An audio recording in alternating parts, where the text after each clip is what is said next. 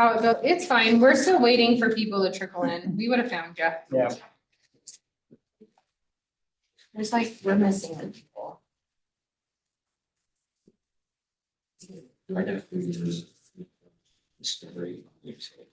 Is Andy coming today? He's not. No. That he's not coming. Becky will be here. She's just gonna be late. Oh, I'm so sorry. I was talking about Becky Golly, our student, but yeah. Becky okay. Brown will be here. Okay, got it. Hey, Chris. Hey, Richard. How was your drive? It's not too bad. Who's in line? Nice. Oh, sure.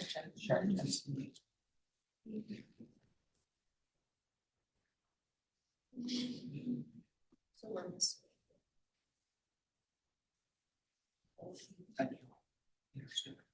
Oh, there she is. Perfect. Damn. Is he coming? Yeah, it's like this. The only one that that said that they're not making it is Becky. Okay. And Andy's not coming is what? Yeah.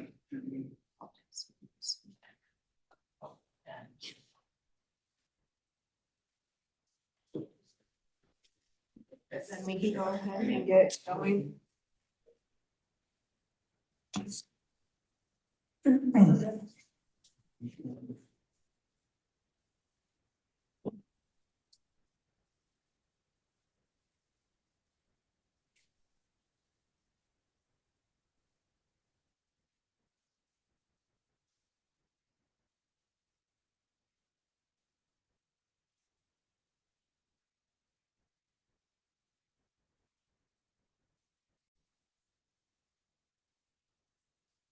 We're good to go, right?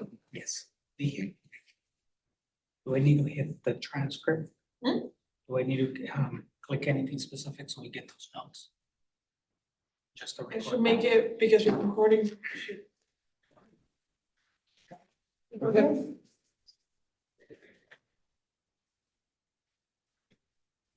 Let me know when you want to start. We're good. Okay, let's get started.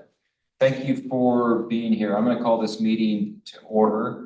And our first item of business is to approve our draft minutes of March 18th. So I'm going to take a motion from somebody to adopt the minutes. And I'm going to welcome Chris Bradbury here in a minute, but you're our newest member. I think your first motion should be to approve our last minutes. Is that all right? That's what I heard. I move to approve our minutes from our last meeting. Okay, March 18th minutes moved. Do I have a second? We do. Second. Okay, I got a second. All those in favor say aye. Aye. Any opposed? I'll roll that passes unanimously. So Chris made our motion and he made our motion on his first day. And Chris, I'm gonna pick on you and you have to tell us one interesting thing about you and why you're excited about being part of this council. But I also want to recognize that Becky Golly is excused and she's our former student and a good member of this committee. But Chris, tell us about you and why you wanted to be part of this council. Something interesting about me. I am a huge science fiction fan. Okay. One of my favorite stories is John Campbell's Who Goes There, which is the source material for the movie The Thing. Okay. So there's something interesting about me. I'm excited to be here because I've been working in the field of prison education for half a decade now. And it's just really exciting to be able to continue this work and continue to help people make good choices as they improve their lives each day. Okay, well, welcome. We're glad you're here. Let's jump into our agenda. The first agenda item that you'll all see is Ensign College, Megan Rice with an update from Ensign College. Honestly, lots of exciting things. So Megan, we'll turn the time over to you. Thank you. Richard, I sent you that PowerPoint. Do you want me to just go ahead and share it on the Zoom? Yeah. Okay. See if This says that sharing is not on. allow. Yep.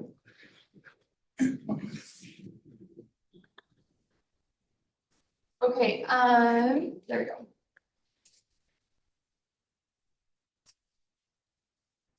So, Ensign College, we had our first graduation a couple weeks ago. We had 54 graduates graduate with a skill certificate in project management or small business entrepreneurship. Those are the two skill certificates we currently offer at both USCF and CUCF. Our graduates were all at USCF. It was a great event. We're grateful that members of this committee could be there and participate. We were excited at that event to officially announce that with the Department of Corrections and our accrediting body, we're able to offer a bachelor's track. And I brought this slide to represent what Ensign calls their stackable degree structure. So Ensign College is a campus in partnership with BYU Pathway Worldwide has created a certificate first model. And the driving theory behind the certificate first model is employment lifts at each milestone.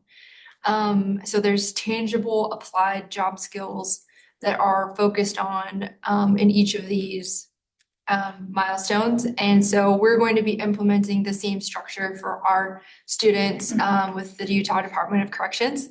So they start with professional foundations. That's a 3-course college prep, college readiness program. We have currently over 200 students who have met that milestone of professional foundations. The next milestone is the skill certificate. Those are between 15 and 20 credit hours. And that's where we had our first group of graduates in April. We'll have an additional, I think, between 50 and 60 graduates of that level by the end of the year.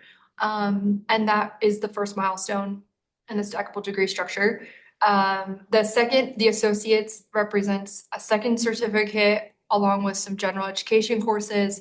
And then our 90 credit bachelor's degree is what we're going to be implementing with the Department of Corrections in business management. And in this chart, it has a third certificate represented, but in the 90 credit, when we slashed those, basically we slashed electives to get to a 90 credit model. The third certificate is also not a requirement, but it's optional in there. So you'll see that what we're really trying to highlight at each of these milestones is just the employment lift and the job skills, the credentials, things available there. So that's like our biggest update. I also wanted to just take questions if people had questions about this certificate structure or our program in general. This is another way of looking at it. Yeah, questions? All right, questions. I think it's awesome. I'll ask a question. 90 credit bachelor degree instead of 120. How are you gonna do it? Slash the electives. Okay. So students don't have elective credit, essentially. We want to preserve general education for a lot of reasons, but 90 credit bachelor's degree is where a lot of institutes of higher ed are moving towards, just to streamline and focus on job application, job readiness. But basically you do away with elective credit. I'll ask one more. I know you've got some articulation agreements. This council is designed to be helpful to everybody. How can we be helpful with your articulation agreements with this group? Yeah, so for example, we've already sort of had a conversation with Dan. We're down the road of having more conversations that a Davis Tech certificate would count as that first certificate milestone. We have a lot of agreements already with SLIC in place. Those are all on our website. They're called transfer rules. But for sure, happy to talk about more official articulation agreements. But yes, an associate level credential would essentially be able to transfer it if students working towards that bachelor's degree. We don't have all of the courses ready for the bachelor's level, right? We have to prepare them course by course for a corrections environment. So if they already have that associates, they wouldn't be able to jump into those high level bachelor's classes quite yet, but that would be something down the road we'd be able to facilitate. So Kelsey had a question. Yeah, I just wanted to add on to the articulation agreement conversation because we've been having a lot of discussions as a department. Because most of the time they have articulation agreements like between the institutions. which will have typical agreements across programs, but sometimes our programs look different in a prison education program than they do on campus. And so we've been having more conversation and dialogue with each of our partners around how those articulation agreements can take into account the specific programming happening within our facility as well. And more to come on that, but that's something that we brought up in our last education meeting with all of our higher partners. Would the goal be to have like a standard articulation? So any certificate could probably. Yeah, to really specify what that articulation agreement looks like for our programs in our facility. Because right now the articulation agreements are typically focusing like Davis Tech to SLIC or SLIC to Ensign as like institutions, but they don't always specify like, this is the specific programs we have in our facility. And this is how they're transferring to other programs within our facility and outside our facility. And so we're looking at trying to align those articulation agreements a little bit better to specifically highlight and focus on the programs that are specifically offered within our facility. A good, for instance, that Kelsey's referring to is that Ensign College has an articulation with Davis Tech in place for a degree that we don't currently offer with the Department of Corrections. So if a student at the Davis Tech campus came to the Ensign campus and was seeking this applied technology degree, then those Davis Tech credits transfer. But we don't offer that degree out at USCFC yet. So that articulation agreement isn't as helpful to those students. So just clarifying what works for campus and what works for the Department of Corrections. Tell me again how many students you're graduating. That's pretty cool. We had 54 in April and another 60 to 70 by the end of the year. We'll finish that first certificate. Awesome. We have just under 300 students in our program right now. Cool. Okay. Other questions? You guys are a quiet group today. We gotta liven this up a little bit. Okay. Thank you, Megan. That's some awesome work. Thank you for what you're doing. Obviously you got a good group of people here. Just let the group know what we can do to be more helpful. So let's keep moving forward. Let's go to Utah Department of Corrections. And we got lots of updates from you, Kelsey, and I know you've got a presentation as well. So we'll turn the time over to you. I actually don't have a presentation. I do have just like This some is just updates. a report. Yes. Yeah, that's the report from our last meeting, Okay. that walks through all of our institutional programs that we have in our facility right now. Also Rebecca Brown's here, so we're gonna team tag some of this. Several of the updates that we have are related to upcoming changes that are happening with the department. So the first one that was requested by Representative Ballard was an update on our tiered housing model. This model is really intended to hold higher accountability and help us as a department incentivize students who are really taking efforts to make changes in their lives and are basically fulfilling the obligations that they have of them. And Rebecca can jump in anytime you want. But really, as far as higher education goes and this change to tiered housing, we're not gonna likely see a huge impact negatively on post-secondary education. If anything, it's gonna positively impact post-secondary education. I am anticipating that there will be interruptions as we're actually physically moving individuals because it'll impact their ability to go from housing to our education spaces. But once that initial move is done, that's gonna be the extent of the negative impact there will be on post-secondary education as far as I'm aware. As of right now, most of the tiered housing model is actually going to support higher education for a lot of reasons. We've had a lot of instances where education has been interrupted, and Chris has brought this up in the past, just because of housing shutdowns and like some people who engage in conduct that then requires the whole housing unit to be shut down, even when other individuals are maybe not involved in that, and that directly impacts SLIC because they have a combination of different populations coming to them. The tiered housing structure is anticipated to reduce a lot of that interruption because we're gonna have people who are housed together in similar groups, and we're also going to have a lot of the people who are pursuing post-secondary kind of housed together, which will create an educational cohort to some extent, which will be beneficial for our students as well as for our facility as a whole. Rebecca, do you have anything to add to that? How long is the transition gonna take? Like the physical transition? So right now, we're working, and I think it's important to say the Department of Corrections has always had a philosophy around tiered housing, but doing tiered housing with a behavior change model where we're actually separating those that are making more victims, bullies, and predators from those that want to access education is something that hasn't always been top of mind. So what our goal will be is to create that betterment gap where somebody really does have and sees the benefits of moving. We'll be opening to a more open campus model with opening our Bear 3 housing unit.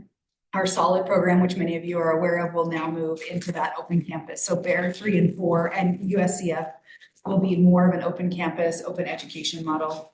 Within each of the tiers, there are then 3 tiers, sub tiers, I guess, that we manage. So it really does give quick opportunities when there are more limited rule violations that aren't life safety or weapons violations or drug violations to just kind of move them back down in the model and house them differently and let them re-earn some of those. Right now, we're working through what would be called like moving back to the security matrix, which is property matrix and things like that. And over the next month and a half, we'll start moving people. We're being a little bit open about that, obviously, because of security risks when you start moving large populations.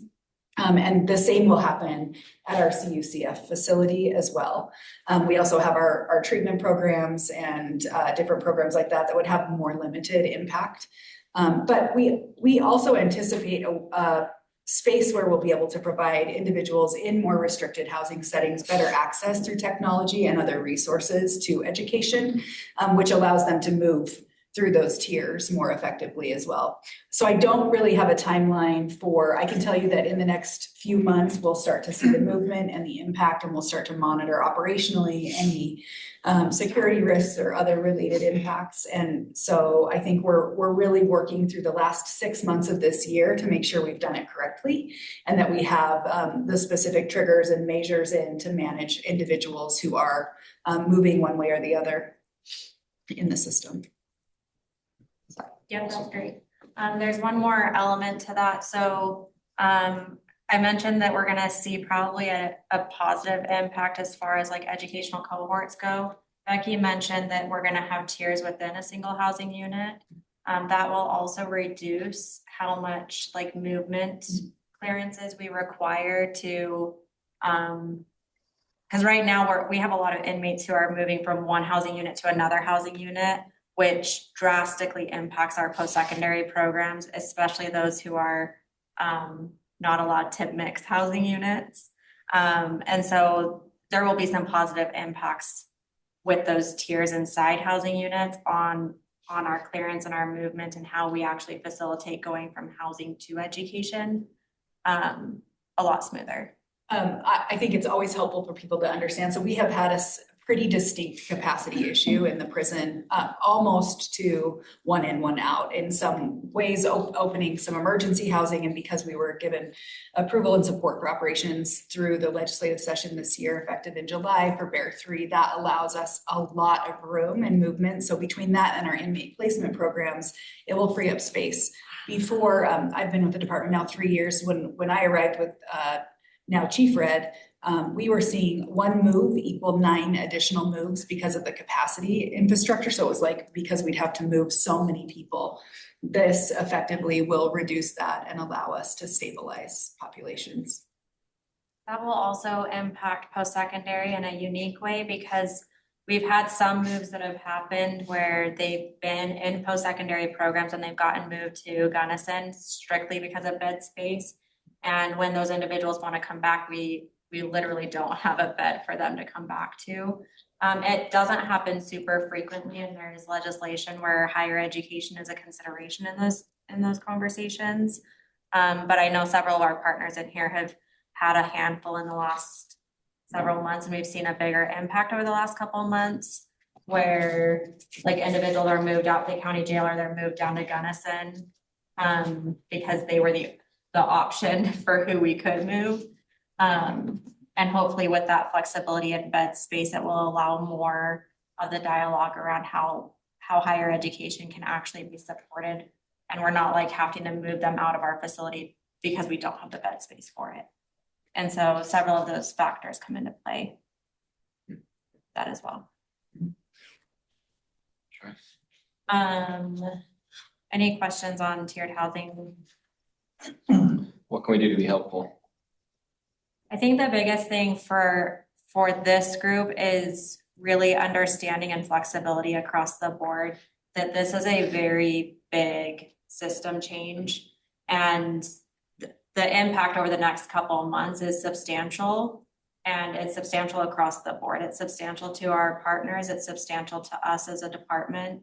And as Becky was saying, we have to maintain security. So some of that open communication is not a feasible option as far as like the specific dates and the times and like those details. And so we are pushing out communication as much as we can within a secure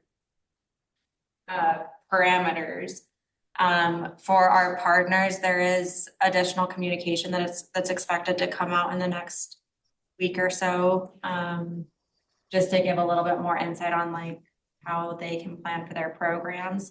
But I think the biggest thing is that we need understanding from this group that we are experiencing a high system change, which dominoes and snowballs into a lot of things. And just having open communication of like, hey, this is how it impacts my program. This is what it looks like, so that we can problem solve those areas, because again, there might be things that fall through the cracks that maybe we didn't fully consider, and we need to be able to problem solve that collectively. Let me ask the dumb question. You've got a student that's in prison working through Slick.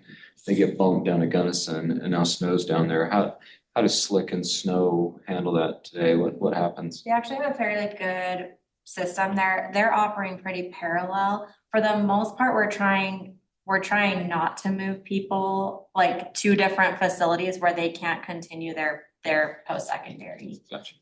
There are a handful that have been moved out, and it mostly will impact Davis Tech primarily because Davis Tech doesn't operate down in Gunnison. Whereas if you have a student in Slick and in Snow, they can basically transfer those credits because they're both associate programs. So it's easier to transfer from Slick to Snow than it is from Davis Tech to Snow because they're different programs. With that being said, that is part of the consideration that legislatively we should be taking into account before we move people. So moving people from facility to facility probably won't be impacted by tiered housing itself. It's more moving people from housing unit to housing unit that impacts. The full tier model will be rolled out at Right. prisons. Okay. So, so we wouldn't need to move somebody for, to access a higher tier of privileges. They would be able to access those privileges. Right. So is there a plan already in place to those that get interrupted that go to Gunnison, that we can bring them back, or? Right now, the interruptions for tiered housing isn't intended to be from like USCF moving to Gunnison. Those moves have been happening all the time for other reasons. Tiered housing is not going to impact the systems that are already in place for that. Tiered housing is going to be impacting USCF and Gunnison separately, but the moves that are going to be happening are going to be moving because we're going to be opening up Bear 3. So it's going to be part of shifting people from Bear 1 and 2 over. So a lot of the moves that are happening as a result of tiered housing are happening in those facilities. If they are going to be moved out down to Gunnison or down to a county jail, that move would have already been happening as part of the systems that we already have in place. So any moves out of our facility have already been happening. It's just going to probably be reducing the amount of impact it has on post-secondary because we have additional bed space. Long story short. Did I miss anything or? Okay. Is that the perception of the institutions too? I'm just kind of on the outside, so is your perception similar, like the impact that you think tiered housing or these moves will have on your programs? We anticipate losing a number of students. Losing a That's the number. information we've been provided from the Department of Corrections up until today, is that we should anticipate a drop in enrollments. We're anticipating a very small drop, but non-significant. We're There- expecting But a drop nonetheless. a very small one, What does that mean, very small? less than a dozen. What do you think? It's the estimates. We don't know. You don't have a number. Unfortunately. I can speak to that a little bit. So several weeks ago, there's been some communication that as part of tiered housing, we were gonna crack down on UAs, which is a dirty urine analysis. Because it's basically a crackdown on drug use. And throughout the conversations that I've been involved in, the drug use has been a big part of dialogue and conversation. When we look at drug use in an associate program, it has a very different impact than it does in a technical program like Davis Tech. Because Davis Tech has a lot of access to heavy equipment, to welding equipment, where if you have somebody who's using drugs and like high in that program, it's very different than somebody who's in like an academic program in a classroom, right? So over the last several months, we've been having conversations about crackdown on drugs. And with that conversation, we've had a lot of dialogue around what that looks like with post-secondary. And as I've worked with our teams, as far as I'm aware, that impact isn't going to impact post-secondary in the same way that it's going to impact the rest of the facility. So our education partners and our education team have systems already in place to coordinate and provide supports and make sure that we're programming in alignment with the needs of our individuals. So we're screening individuals going into Davis Tech for dirty UAs and seeing if they might need to be referred to a treatment program as opposed to us picking them up for education. And that's been part of the dialogue around tiered housing. So initially we were anticipating a higher impact. And as I've been involved in other conversations, I don't think that that's going to be the case. Drug interdiction has been one of our primary goals since the new administration arrived, and the challenge is that drugs are a bit of a problem in the prison and they get in. So we've done a lot to bring on better intelligence and monitoring. We have our new IRIS Center, which is monitoring all phone calls and all interactions. We have cut down on all mail through a different mail process. That's how many of the drugs we're getting in on drug soaked paper. And then we've completely revamped the legal mail process. So better searching, more canines, doing a lot more interdiction within the facilities, and a lot of more disciplining, along with doing UA testing for compliance and then making sure that we prioritize the populations and move the populations that are not participating in pro-social behavior out of the way. Because what happens is many of the people who are driving some of that keep their hands very clean and then are impacting and creating more victims on the other side. So we're really working to focus on this idea of moving the middle of the population. I think the department historically has been very good at managing the really well-behaved and really good at managing the restricted housing, and the rest have just been operating, and we haven't had a good way to move the middle of that population and really monitor their behavior and hopefully move them towards a more pro-social change. As you know, like 95% of them are coming back out. So we better start getting focused on the behavior behind the walls now. And so that's been a real fundamental shift for the department. So it seems like maybe that Davis Tech could benefit from some more clarification as the conversations continue about the impact that it will have on the student population. I would agree with that. And I would also say that this is an evolving structure change to where that those conversations are happening between myself and leadership, and I'm really working on trying to make sure that the impact on post-secondary education is minimal.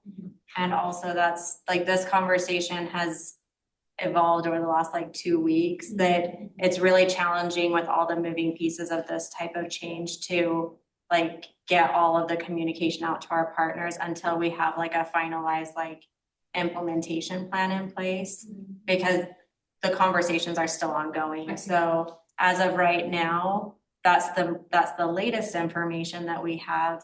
And also we're not in the implementation phase. So as much information as we can be sharing, we are in the phase that we can be sharing it.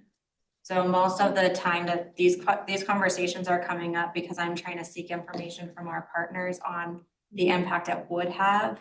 So that I can then bring it back and be like, okay, this is the impact that drug crackdown would have. Let's look at what this looks like for our programming. And that's where it's going.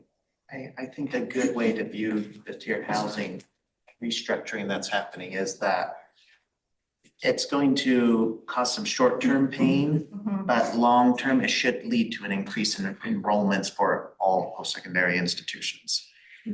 And as Becky said, we're in the phase of really trying to make sure we're getting it right. So most of the conversations that we're having are still conversations. They're still trying to like finalize those implementation plans. So at this point in time, you guys over the next couple of weeks will still probably be having more conversations around like, what does this look like? How is this impacting your program? Because I'm gathering information to bring back as part of my role. But that's kind of where we're at with tiered housing. Can I ask a clarification? Yeah. It seems like the bigger changes are happening on the men's side, but I know, or at least what I've heard, is that tiered housing is being implemented on the women's designated side too. Is there anything unique on the women's side? That's where most of our. So tiered housing is being implemented across the board, but it's all being implemented in different phases. So you're gonna hear a lot more rumblings from different housing units based on the phase that they're in. And as Becky mentioned, we're in a property matrix reset phase, which currently is impacting the men's facility really strongly right now, which is why you're gonna hear more from them currently. And they're a bigger population. So I know there's a lot of rumors going around inside our facility. One of the things that I would also ask this group to be aware of is even if something sounds like it's correct or there's merit to it, really be cautious about feeding into those rumors or like taking it as like this is the gospel truth, because sometimes there is merit, but it's not authorized to be released yet. So over the next little bit, you guys will be getting notifications. The answer is there will be impact to the women's facility at the same time that there's impact for the men's facility. And so you should be anticipating those impacts as a program and being willing and able to pivot, especially over the next 2 months. That's going to be true for all of our partners in here. I would say, I think historically and from what we know about the differing populations, the female population is much more well-behaved, and we manage a very low number of higher security risk populations there. So anticipating a significant impact on the female side would be less likely. Yeah. We don't, as you know, even our Emerald facility, which is our maximum security women's prison, is not opened today. And it is unlikely that it would need to be opened for that population because the few that we have that are managed at a higher security level are managed within the existing facility. So all that to say, I think we'll see less movement around and they are really more controlled in that one area. So I hope that's helpful. Maybe let me provide another context or point of view. So as Becky said, we're not going to see as much of the movement in our women's facility, but what you will likely see an impact on for your program is a DPO needing to pull security teams to support with other moves. Because during those moves, it's going to be like all hands on deck to some extent. And so we might see that impact in Dell, not just because of the impact that's happening in Dell, but the need to use our resources to support the change across the facility. And so that would be more of the impact that you would likely see. So is there a list of students? Do you have a list of students that are being impacted by this? Or? Not at this time, and it's not something that we will share. That's going to be confidential information because that's not going to be open to the public. So at this time, no. and it's not likely something that we will share out. What will be shared out is when we are doing clearances.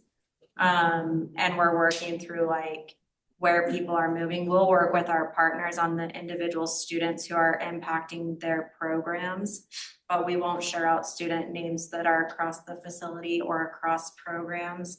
So what our partners can expect is that as we get closer and as those moves happen, during the actual move itself, we as in the Department of Correction, my team, will be provided a list of who's moving, and we will start working with our partners to update clearances and update all the information that's going to impact post-secondary. But the information that our partners receive will be limited to the students who are impacted and like just where they're at and where they're coming from, like essentially. But in more of an aggregate, like this many students have been impacted. What you're saying is like, you mean to Dan or just overall? So like for this group, so let's say, 9 students for Solid Community College, 15, 30. It's not something that we're going to have that data or be able to report that at this point in time, because it is a giant system change. We're more concerned about getting all of the pieces in the right spot than the reporting out data of all of the people. And the other challenge is that several of our students are in SLIC and Davis Tech and Ensign. So actually getting that data in a displayable way is not super easy as it might sound. But it will inevitably be reported because we have enrollment reports every cycle. Well, So but when it a won't come, student, it won't come on the front end. It'll come on the back end as we're reporting out the enrollments and the class. Like, so as we're moving, we will be reporting that on the back end, not on the front end. I think it's a good time to talk about some of the work we're doing on technology modernization. So most of you have operated in OTRAC for 30,000 years. I mean, it's a very antiquated system, and it is not effective in proactive management of populations or giving us assistance in prioritizing populations. Over the next year, by the end of this year, we'll be moving to a model called UCIMS. And USIMS will start with front-end assessment, which includes aptitude testing and functional assessment, risk assessment, all of those things, but it also has, it's got a vantage point system, which is a data analytics systems that will allow us to prioritize education, populations, and predict movement for individuals. It is coming online piece by piece in conjunction with the tiered housing model. And so I think if we talk about this a year from now, we'll be in a much better place as leaders in the organizations or with our education partners who will likely have easy access to those systems, their student enrollments, and be able to manage populations more effectively. But that is also kind of a fundamental shift where we're trying to move to a more proactive management style, where we can get information early and more often and be more predictive about the populations we would expect to have substance abuse issues, or we would expect to have enrollment issues, and be able to maybe solve and resolve for some of those moving forward. So I'm hopeful that the final rollout is slated today for the end of this year of our technology system. So I think we know it may be a temporary issue. Yeah, we probably have some delays, but we had to spend the last 2.5 years getting all of our data into the cloud. So yeah. Perfect. So that's the biggest updates with tiered housing. That also kind of covers our updates with Representative Ballard wanted an update on HB 194, which is that move to county jails. It kind of covers that because that process isn't really going to change substantially. If anything, we're going to have more bed space to where those moves don't have to happen as frequently as what they're happening right now. So the third item that I have to report on is just our external affairs and messaging processes. So we are in heavy graduation season for most of our partners. And as a result of that, we've identified some gaps in our processes and procedures. And so currently SLIC has their graduation slated for Monday on May 11th.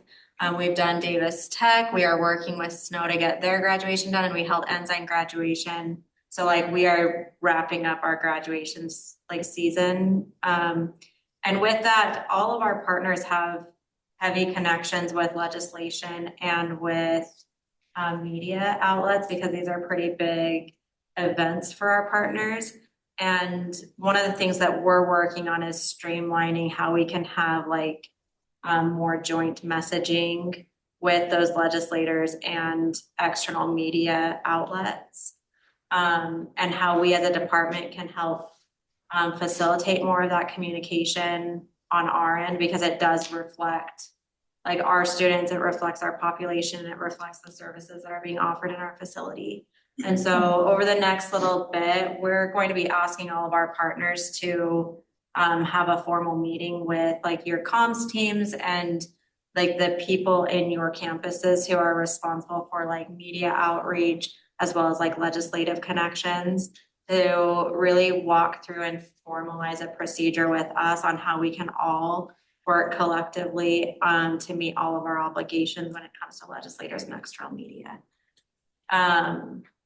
So we're just gonna look at more of a centralized coordination process and how we can align messaging a little bit more, because we've had all sorts of different like pathways. Some partners have reached out themselves to media and then notify us that they're coming. Sometimes they work with us and have us create like a joint memo and we reach out collectively. So it just is happening different ways across each of our partners, and we're working on streamlining that a little bit better. Any questions on that?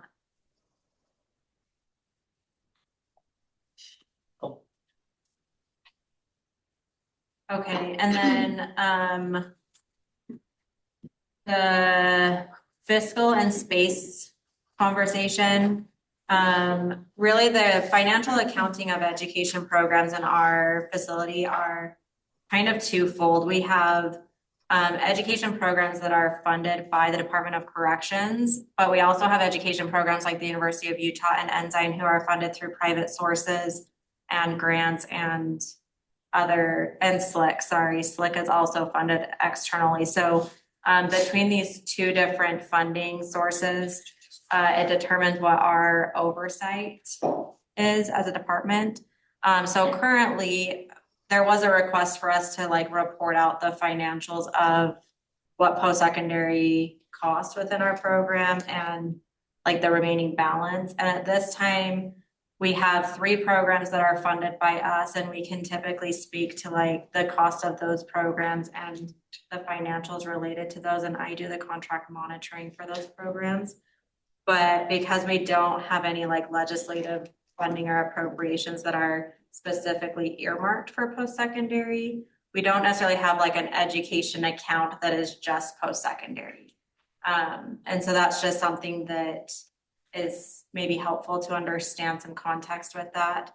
As far as our partners who have outside funding sources, we don't manage any of the financials with their programs. So all of the grants that are received or funding that's received that isn't received directly by the Department of Corrections, we don't have oversight or accountability to those funds. It is usually awarded to our institutional partners. So like Salt Lake Community College receives Pell Grant funding, and they manage their financials separate from anything in relation to us.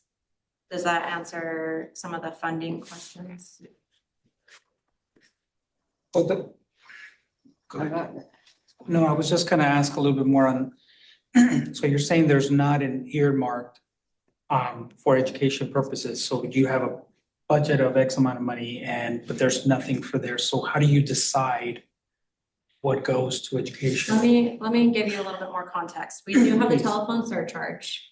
And the telephone surcharge does have to be spent on education. Education doesn't just include post-secondary. It includes education, which includes like risk reduction classes. It includes other educational opportunities within the Department of Corrections. And it's not entirely just connected to post-secondary, which is the purpose of this group. So I don't specifically manage the education like pot from the telephone surcharge. I manage the post-secondary pieces. So during those conversations, as far as our like MOU agreements. We don't manage any of that. What we do manage is we have 3 partnerships with Davis Tech, Snow Technical College, and UB Tech. Those 3 are paid for out of like the telephone surcharge amount, but there's more education that's paid for out of that account than just post-secondary. Does that make sense? So like as far as this committee, like I can speak to the amounts that we pay for post-secondary and the contracts that we have, which will account for about half. But I can't necessarily speak on behalf of the Pell Grant funds that are coming in or the University of Utah grants that they receive or anything, because those aren't awarded to us as a department. And as far as like the full like cost of the telephone surcharge account, it covers more than the scope of post-secondary essentially. I apologize for coming in a little bit late. So I think that is the one main reason why I am feeling some stress from this committee, that we as a council, for all the institutions, for all the effort and courses, I feel that one of the main purposes of the creation of this council was to alleviate some of that financial stress as far as the planning, the purpose, the structure of where the funding comes from and how and where it goes, including whether awards are granted, and what future funding or growth expansion is anticipated. So I apologize for walking in late. And so maybe, I don't know, Becky, if you have any other recommendations, because I think as this last year, Senator McKell and I separated the line item for the funding, right, to say, okay, there's going to be a separate line item for education. I think what I hope doesn't happen is every year there's a stress, where we're going to get the money from. What is the plan for doing this? How are we doing growth, or do we have to cut back, right? I think that's why I'm wanting this council to have every single meeting from here forward, like a financial structure plan, how we need to, if we need to change something legislatively, then let's do it. If we need to adjust how we do the contract so that there's not stress every year or stress every time there's new leadership. I think that's what I want for this council as a whole to, and with corrections, so that there's not this kind of we're not sure where the money is going to be next, for the next time. So what would you suggest, Becky? Well, it is such a tricky time because of the telephone surcharge changes that we're experiencing with the FCC. And then we had some extensions and we got some additional funding from legislature to kind of bridge that gap.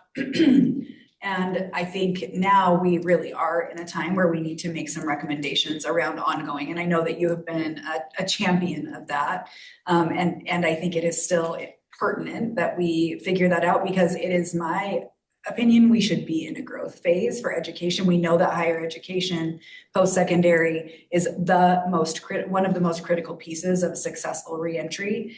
I think we're anxious to see and feel like we've been able to make some headway with the new design of our contracts for the tablets and the telephone accounts, and implementing a structure that maybe looks a little bit different, and we don't know what that's going to look like longer term. Those contracts were just signed this year, and there will be some opportunities in those contracts for what they would call the pay to play and other things that will feed back into education. That's the intent.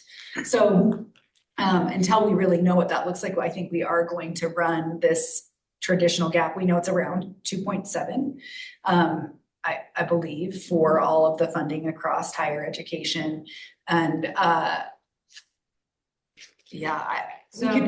we could put something together and come forward, but it will take this entire committee to gather all that, to Kelsey's point, because there's only been a portion that we have visibility and have been managing to. And I think we've submitted several reports that we can work from to create a more sustainable plan. But you weren't here for some of the updates that I think we're going to see over this next 8 months about to the end of this year, where our move to tiered housing and our availability of student access to education, and as we start to see what that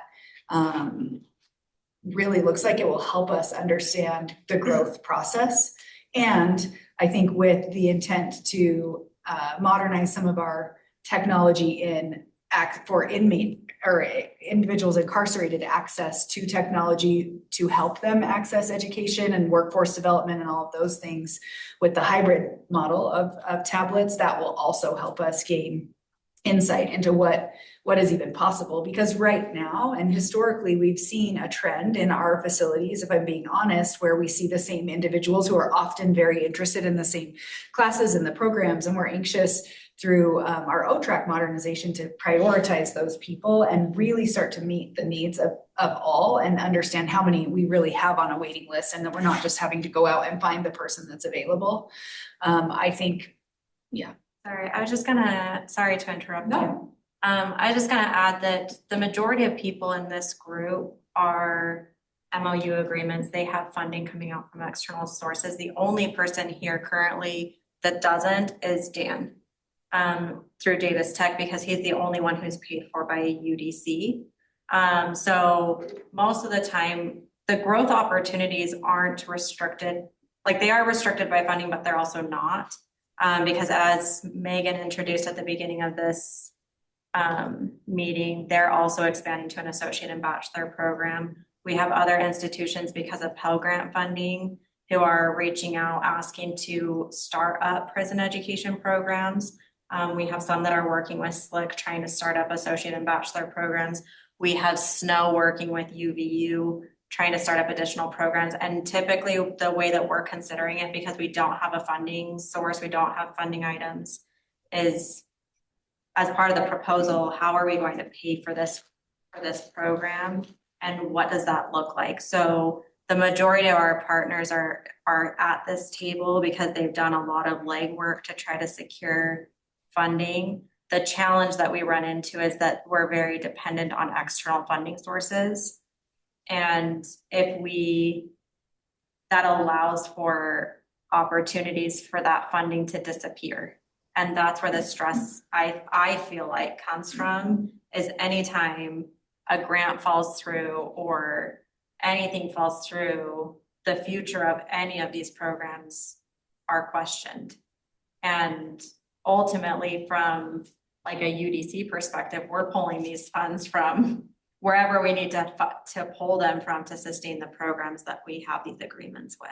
I think that's why to alleviate that stress, we really need to identify what are the federal funding, the local funding, the USHI funding, the grant funding, wherever it is. We identify all the sources. What the whole table set looks like, yeah. Yeah, We've I mean, not done yeah, I think we need to do that. We did do that. Yeah, That was part of our base budget analysis. So when we did the base budget in the fall, that included the University of Utah and what it would cost to sustain their program. It included Salt Lake Community College and what it would cost to sustain their program.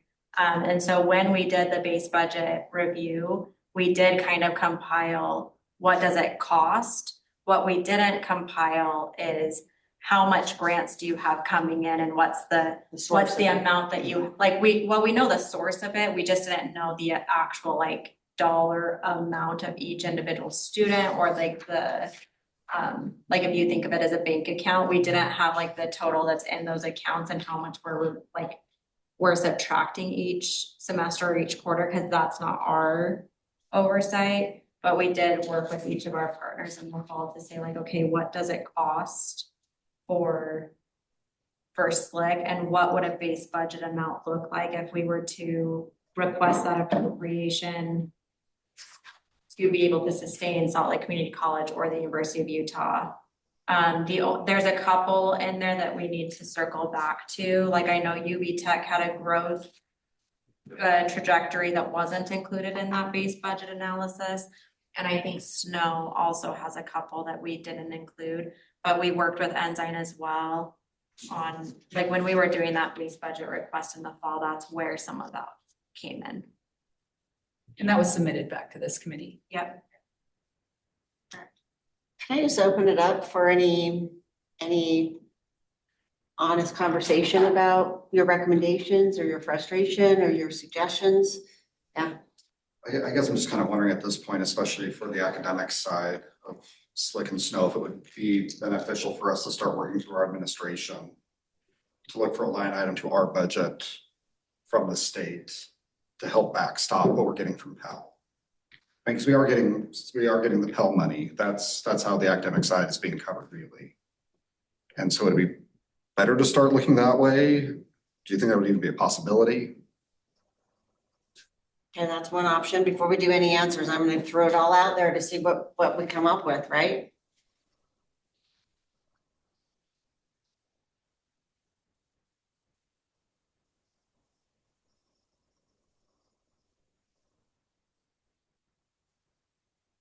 I know you've got frustration or suggestions, right? What do we do? What do you want?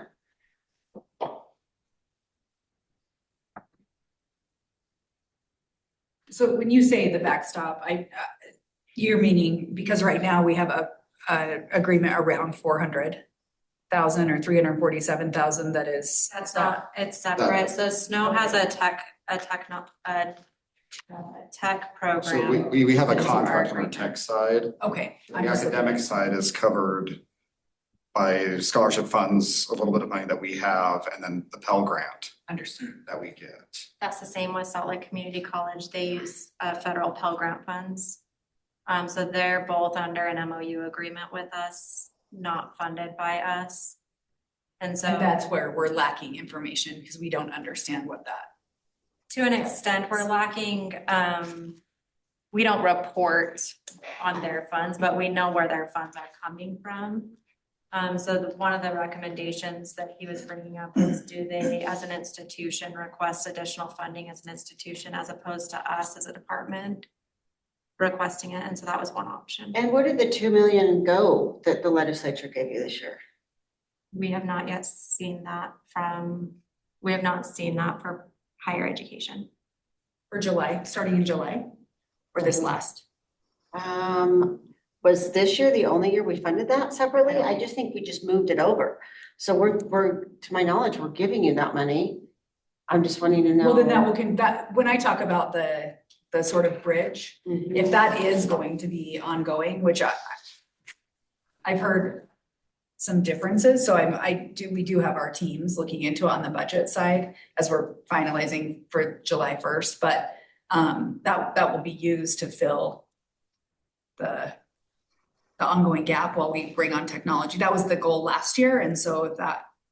To go mostly towards technology, is that what I'm hearing? No, I'm saying while we're moving our technologies with our BioPath contracts, that was really I think, primary reason we sought some bridge money on that one-time funding was because we didn't know what was going to happen with the FCC. And we have not yet had that impact. So. Any other suggestions? Because that was a great one. That may be.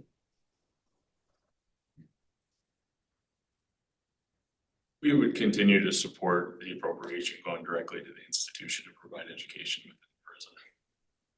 It's the easiest. I think it allows the colleges to do what they do well, which is run post-secondary education.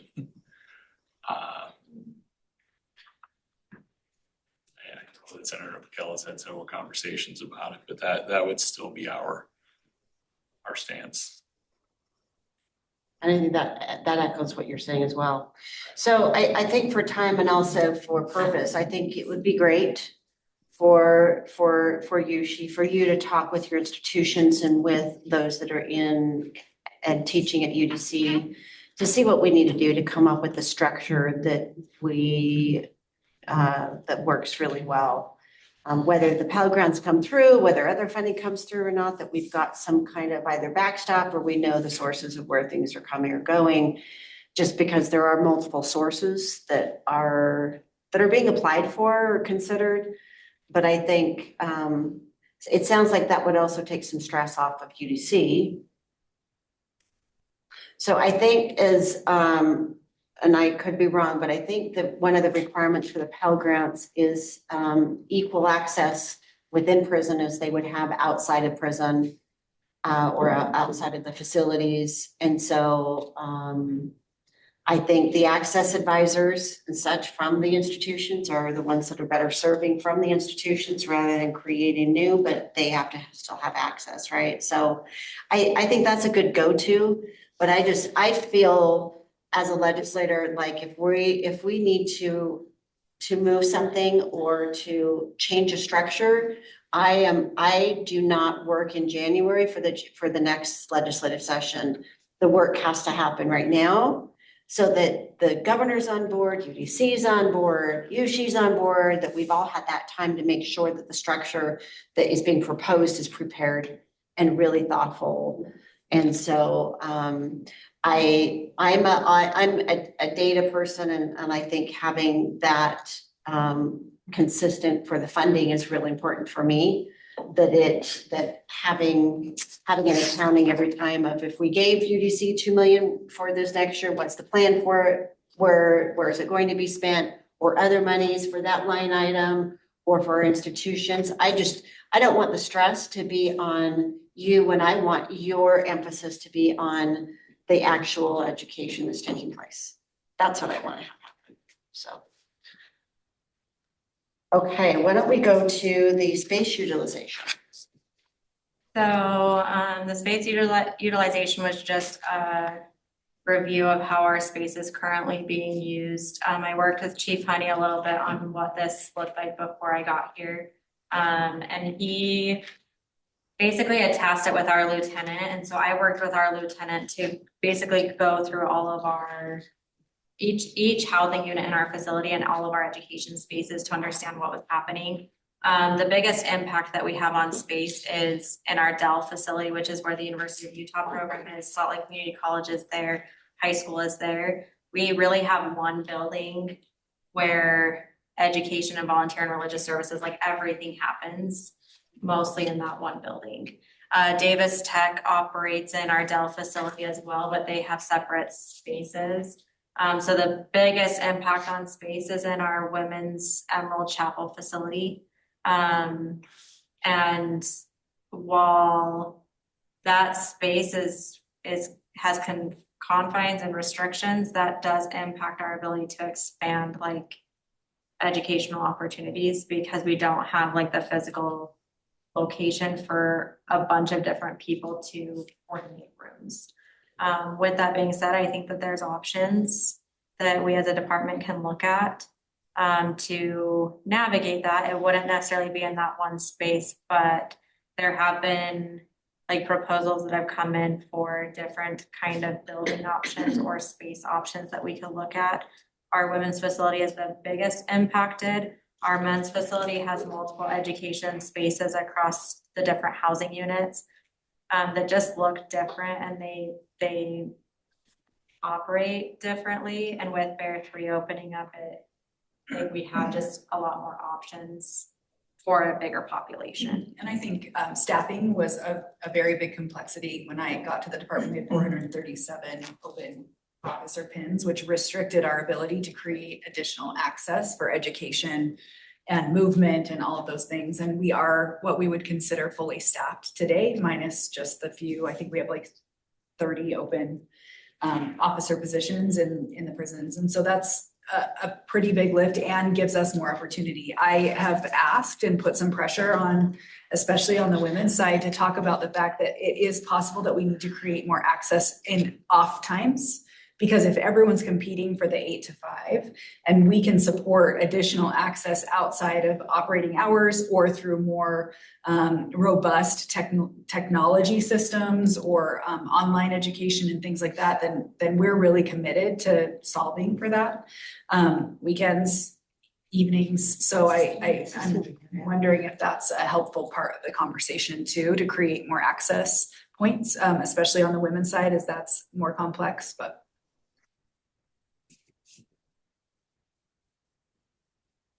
Asking the institutions about, since you brought up after hours, are they able to do homework after hours? What is the limit on technology after hours when they don't have classwork and they have their free time. What's the status for that, since I haven't asked for a little while? I'll answer a little bit. So when we're looking at the actual physical space, most of the competition actually comes in the evening because we have a lot of our programs who are trying to do higher education in that like 4 to 9 period, because then that doesn't compete with high school or with like jobs and treatment and other things. So like University of Utah has a lot of things that they offer in the evenings. Slick does a lot of things in the evenings. So it's really like space utilization at specific times during the day. And there's more complexities than just like homework. So most of our partners have ways that students can do their homework like in their cells, like on their tablets or on secure books.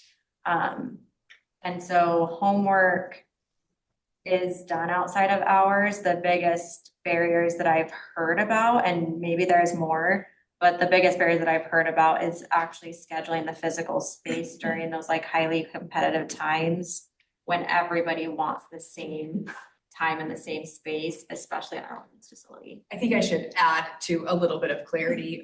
We have this weird competing system within our facilities too, where it's work takes precedent over education, which takes precedent over treatment, which takes precedent. So when I talk about more flexibility with our partners or with volunteers or with our employees, we've had to really start to stretch some of our employees, maybe on the treatment side, to think about if pro-social behavior comes when you're going to school and working, we create environments in our communities where people can accomplish both of those things at the same time. What we're not able to do right now, it seems like, is we're not creating that flexibility to really learn to manage a schedule. So it's like one or the other. And I am not boots on the ground and I don't want to pretend to know. These are just the things that we hear. So I think when we talk about flexibility, I think as a system, we really have to create some of that. And we have to look at our own operational structures that are restricting people from accessing what they need. Dan, you're shaking your head. Do you want to add anything to that? She's right. Unfortunately, you're limited, like you say, when you can offer, treatment programs. Well, we're limited because we've created a limitation. Well, and then it right. creates that competition between, like you say, attending SLIC, attending with us, going to a board mandated treatment program. It's hard on the individual for sure. What I've been able to see is that capacity wise, I feel like we can coordinate maybe 2 things at the same time. So we can maybe do, in some cases, like VTs and treatment, maybe, if you get everybody on board. But if we try to do VTs, treatment, and a job, or we try to do risk reduction classes, like the more things that we're trying to coordinate for a single individual person is the more challenging it becomes. So like I've typically been able to see that if there's a concern, we can usually realistically maneuver 2 things at the same time.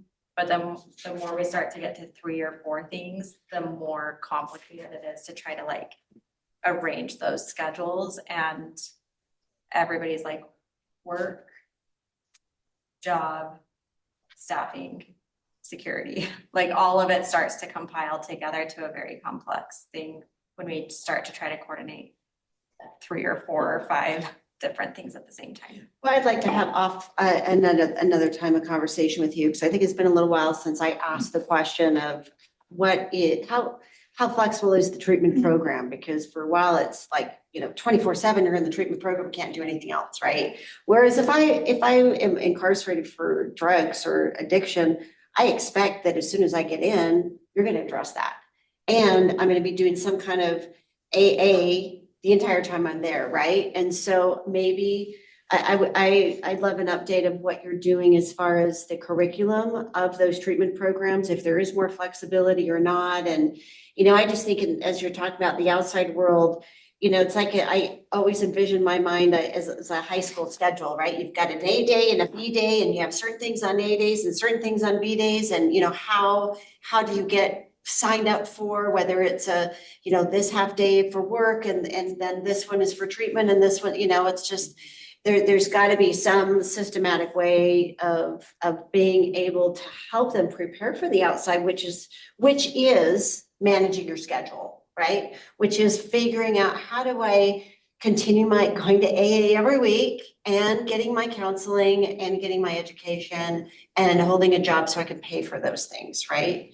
It's just all the above. So I'd love to have that conversation with you to see kind of what the update is, or what kind of flexibility is there, or if it even has been addressed for a while, maybe that's something that, because even I had a conversation with some others at Utah State who do some great programming for fatherhood and other things. And I asked that question and I'm not sure they had that answer. And so, because there are some of those things that may be helpful within a treatment program. I don't know, just, what the process is or who's really deciding that, or, maybe it's a good time to kind of sit down and for me to get that update. So, well, thank you so much for that. I also want to mention, thank you, Kelsey, for meeting with Yushi regularly to discuss how things are going. And I would love to encourage you to also meet with individual partners, USHI partners,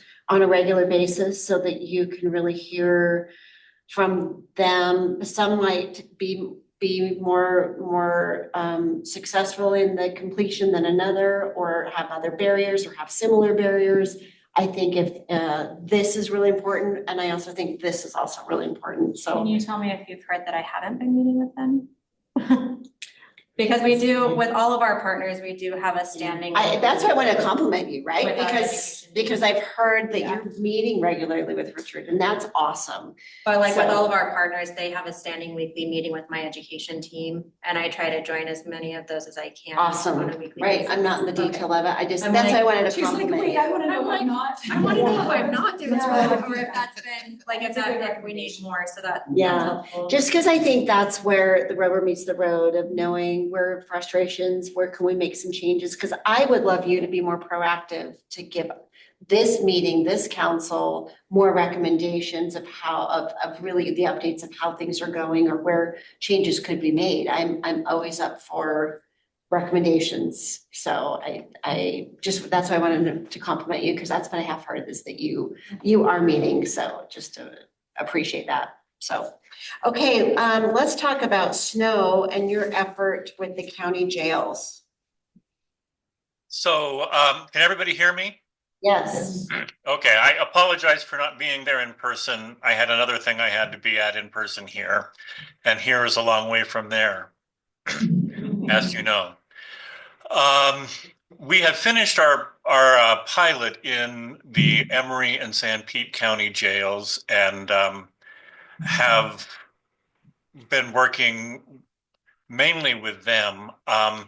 We have not made a lot of movement with the rest of the jails, but I see that Sheriff Jensen is here, and would love to kind of have him be part of this conversation, because we are trying to formulate some kind of a follow-up to because last meeting we submitted the proposal we had for a coordinator that could link all of the jails together. And this is what we'd like to work towards, using the same technology that we use for our concurrent enrollment IVC courses, which go across the state.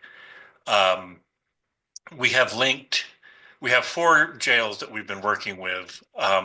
3 of them are in our service area: Juab, San Pete, and Sevier. And then, because the activities director for Castledale, for Emory County Jail, works at San Pete Jail, we have gone into Emory and have linked them together so that we can have one class that 4 jails are being part of. And I believe Adrian taught one of those classes last semester. Is that correct? Yes. Yes. So I think what we're trying to do now is work to scale it. And Sheriff Jensen, are you there? Maybe also managing a couple of things at once. He is on, we just haven't heard Sheriff Jensen unmute yet and join, so maybe he will in just a moment, we'll see. Okay. Maybe I can text him.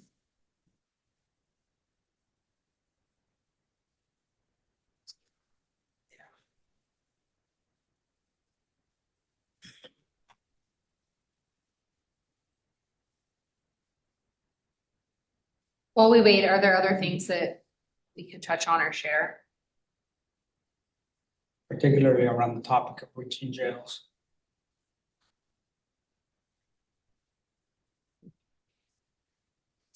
Honestly, teaching to them this last semester, I mean, it was a good, very good class. They were very involved. Probably the biggest, I teach IVC as well to the high schools, and so it's a fairly straightforward modality for most of our faculty in one way or another. One of the biggest holdups really is the technology barrier. Where at the prison, we do have the secure books, we have the standardized tablets, the messaging system. The jails do not have that. And that would be something that we need to look at is access to at least a consistent level of technology for them. Right now, we do a lot of scanning. I work with the sergeants at the jails. They administer the tests, they scan them, send them back to me. And it does work. I was keeping track of the students on Canvas online, but they have no access to that. So it was kind of going back in time about 20 years, just without a fax machine and instead using email. One quirk here is that this will actually become easier for us to do if we're able to scale it. Because if you have 4 jails that you're trying to find one time that they can all meet for one class, it's extremely difficult. But if you're offering 8 classes and you have 20 jails who can join in whenever they can, then you have a much easier time bringing people on board because you have more classes that you can offer and more times that are available. The biggest challenge we've had as we've worked with these 4 jails is trying to find one time when all of them can meet. And we've never successfully got all 4 of them into the same class. But with more classes, that becomes much easier to do. So it's a very scalable project.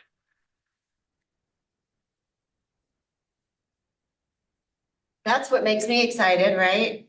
So we may or may not have Sheriff Jensen be able to join us, but I think what I have an interest in since we're now exploring this is to literally at every meeting see a month by month accounting of how many students from the jails have opted in, how many have completed, or how many are still in, or how many have to drop out, or just I know that they all have different time periods that they're in the jails, but I just think that if we have some things we can measure, hopefully that can help us even take that message over to CCJJ and get more support from jails to allow this. So I would love that if we could do that.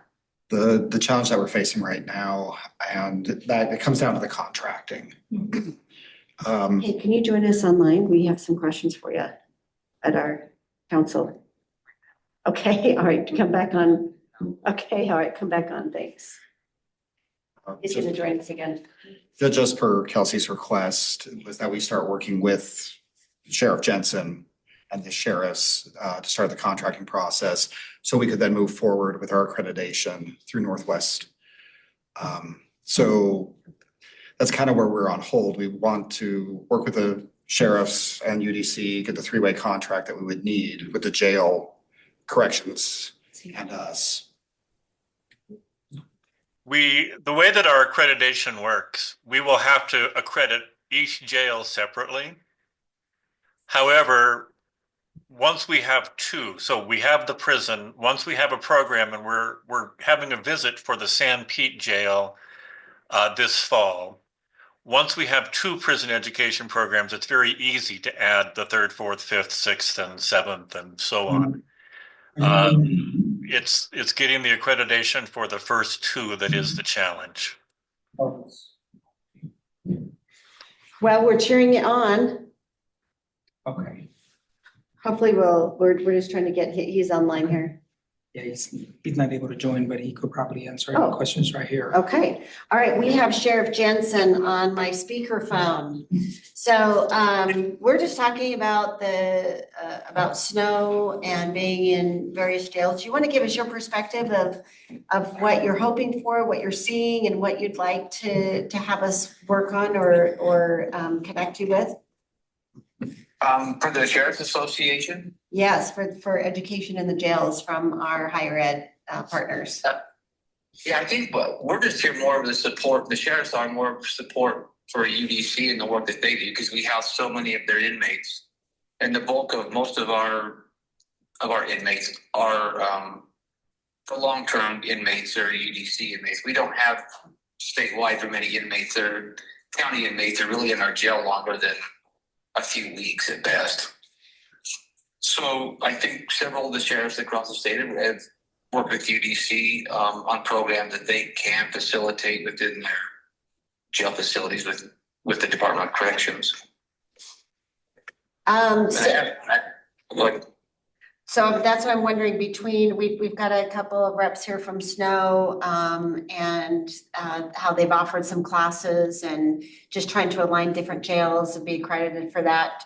Do you want to pipe in? I can speak to this a Yes. little bit because I've been Kelsey. meeting with Snow College. So as Michael Austin's been kind of saying, in order to become accredited, they have to have a contract in place.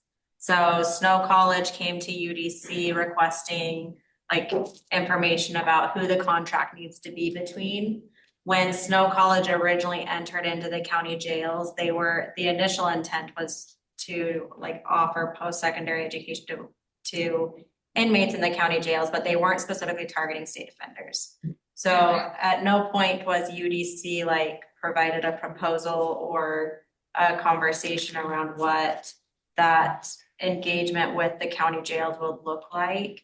So we didn't enter an agreement or contract with Snow College. Snow College was basically moving forward with like piloting in a county jail under the relationship that they were building with the county jails, but it was completely separate from their agreements with us. So And then now that they're in the process of trying to become accredited, they've come back and said, okay, do we need the agreement with the county jails? And at the time, correct me if I'm wrong, Adrian, but you guys were funding students through scholarship, not through Pell Grant. Yes. So at the time, because they were scholarshiping through like their own funding source, it really didn't include UDC at all. Well, we did though. I mean, we worked pretty closely with Brian Favre to set this up. He was part of the original team that set this up with the 4 county jails in our area. But as far as like an actual like formalized agreement, as far as like a contract or MOU, it didn't really go through our like contracts team. We don't have a formalized agreement in place. So that's where it became like the conversation of where does UDC fit in versus where do the county jails fit in, and how do these proposals actually come about? Because theoretically, if a partner wants to like institute a process to get into county jails, I would anticipate that we would see a proposal from the partner to both UDC and the county jail to look at the resources that it would take across both entities. So I would suggest that as an action item, Yeah. right? That you, Kelsey, with Snow College, with USHE and UDC as a whole, for our next meeting, be able to give us an update on where that lies, since I'm hearing from Sheriff Jensen that they do house many state, we know it's almost 2,000 or so state inmates. Yeah, that are in our county jails, 1,600. It's primarily the state inmates that are going to be taking these classes because the county inmates usually aren't in long enough to be in a class, much less a program. Can I ask a clarifying question? Right now we have legislation that basically has us consider higher education before we move them to county jails. So one of the challenges that I have with extending higher education to county jails is mostly related to like the use of our resources, because currently they can access associate programs and like all of our higher education partners when they're incarcerated in our facilities. But we don't have funding to like extend everywhere. So one of my questions would be, is that the direction that we want to really push our resources? Well, I would say, I mean, I think that even the Brian Fowler conversations were happening before my time with the department. But I think as we look at growth models and we look at opportunities for individuals, we know that our county jails end up housing many of our lower risk individuals who are interested in accessing education. And we've worked very hard over the last few years to improve the access to programming. I think that that this could be part of a strategy alignment. Yes, does it take more resources? Should we consider that if we're going for a statewide ask? But as we continue to rely on our county partners to house more and more of our high risk, but also those that are most willing to access services and probably have a propensity to be successful upon reentry, I think we need to have these conversations seriously about how we make that happen, because the prisons just, I mean, we're going out for expansion in our Gunnison facility. We should already have shovels in the ground for 784 more beds. So I think this is probably the next iteration. And if it happened in a way that was maybe less ideal or there wasn't MOUs, it was a pilot, I would be very supportive from, I mean, I'm speaking on behalf of, I think the executive, we want to expand access to pro-social programming, education, resources. We know that any good time served is going to help us tell the story to the board and help the reentry process. So how we need to do that, how we get there, what that looks like, what kind of resource strain it is, I think we should absolutely look at that. Just like when I got to the department, they were like, oh, we don't do treatment anywhere else but in the institutions. Well, then we end up in that conflict between needing to house the most severe. In all fairness, like I do think education needs to be happening in our county jails, and we're working on that in a lot of education areas. I'm just concerned about extending our post-secondary specifically education related right this second. Well, it sounds like it won't be really right this second because there's a lot that's to come with it, but we should continue the conversations for sure with. But at the same time, I'm hearing that the students are getting scholarshiped, right? They were. We were running a pilot program. Yeah. So I think that's where scholarshipping long-term isn't necessarily sustainable. So at some point, they're going to have to convert to Pell Grant funding or some other funding source for long-term sustainability. And as Adrian was bringing up, our county jails don't have the consistent technology infrastructure in place. So I think it's a really good conversation to have. And also I think we need to really look critically at what funding sources we're going to utilize to create a system that's sustainable beyond the pilot. And it's not just a system that's sustainable from the education partner side, but also the technology side and the staffing side related to post-secondary, because there's costs associated that I don't know has fully been comprehensively looked at. I think that's why my number one question is, what are we doing financially? Whether it's for the jails that are state inmates, because they are still state inmates, or whether it is in your facilities. And the legislation actually says consider what programs they're already in before moving them, rather than consider what programs.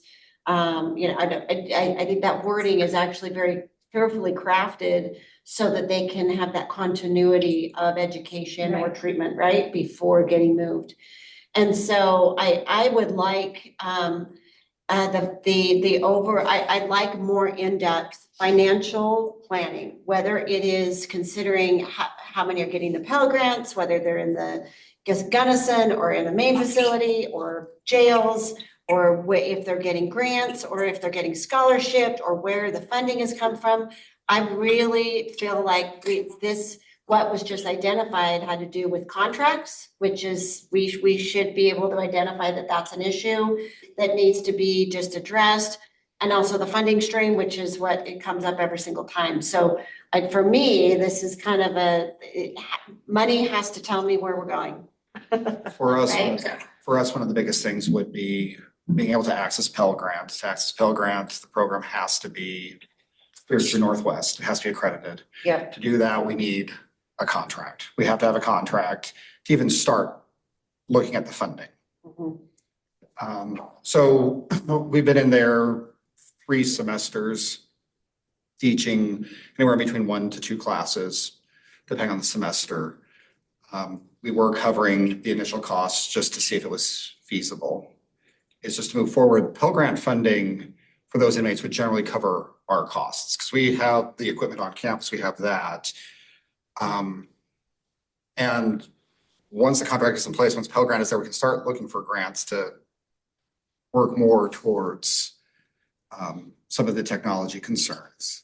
And I have another question. How long does it take to get a Pell Grant for an individual inmate approved?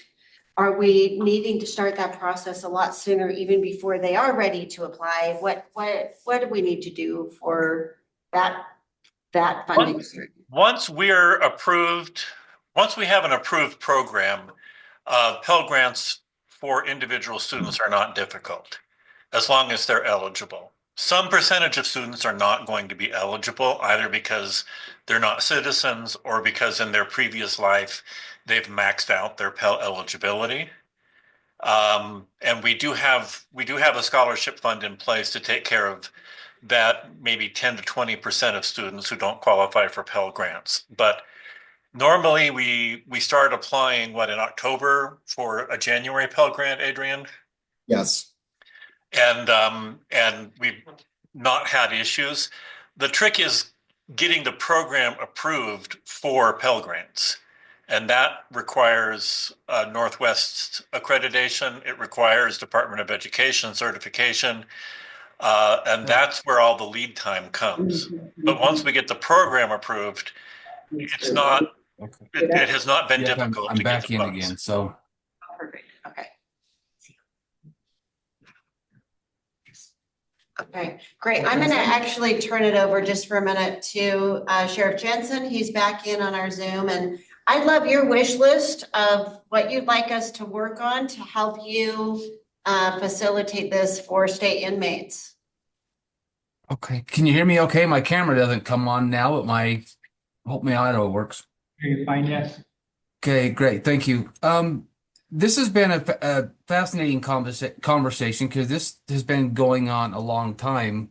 It seems like every school in the state has wanted to do something. Utah State has approached my office several times to do different classes and different education at my jail. But I think it makes sense for this group to be together and do one thing that's the curriculum is built for one place and really specifically for the state inmates. Our county inmates typically aren't in jail long enough to even get a program started.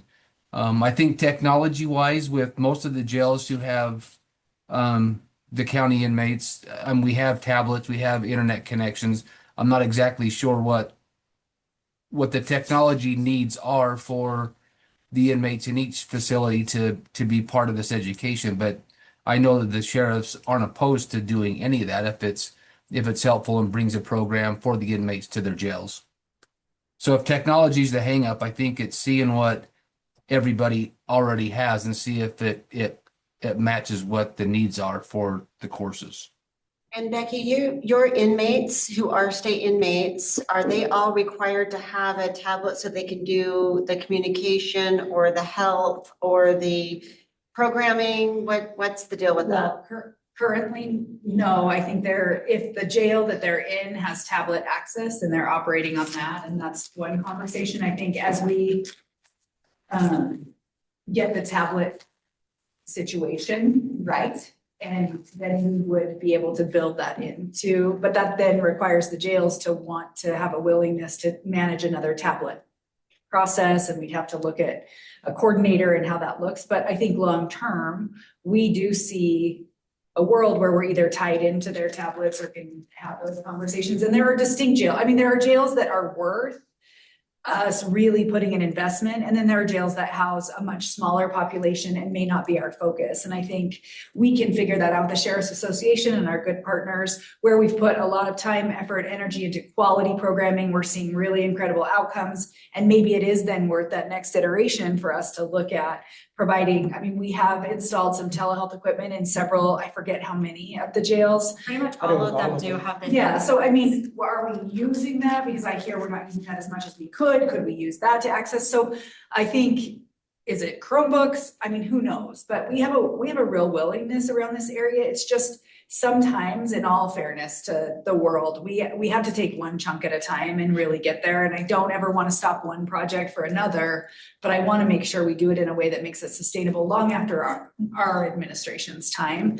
And so they should have, I mean, that would be the easiest for our healthcare services. That would be the easiest for education services, for them to have those tablets. That's what we know. For grievance processes and all of that.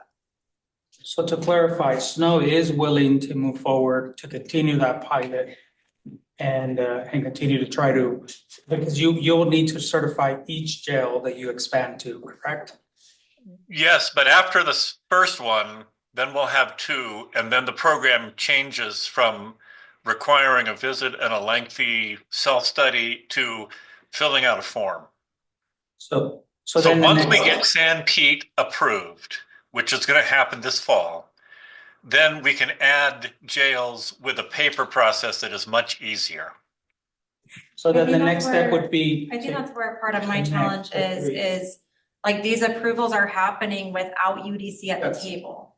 And so if we're moving towards having county jails approved, I think we should at least have a proposal of what programs we're offering, where we're offering it at. And I think we need a seat at the table to say like, yes, this is the place, as Becky was saying, where this programming makes sense. Because if we're just going to throw programming at every county jail, some of them have 2 or 3 state inmates and some of them have 15 or 20. I mean, and some of them have, our max jails are somewhere over 300. Yeah. And then our minimums are between 16 and 50. Mm-hmm. So I think the ask Picking the here right would one. be, can we have some strategic conversations and discussion around what we know about jails performance, what we see around availability and willingness, and then maybe where Snow College, as an example, would be willing to integrate. And I will say that what Kelsey is talking about is exactly why we're using the IVC model, because if you have 3 students and you have a class that has a connection to a lot of different jails, then you can add 3 students from JUAB into a class with very little extra effort. What I'm saying is the scaling doesn't increase the effort. It actually is easier to do this with several jails than to do it with 1 jail. Got it. I understand what you're saying. I think for some reason, and Kelsey and I have not had a chance to talk about this offline, so I think we can take back and have some more discussion so I can understand when we talk about resource navigation, what does that mean and look like? Because we certainly don't want to be a barrier to access to education. Sheriff Jensen, do you have another comment? Yeah, I do. I think it's important that for this program is that we are good partners with the UDC.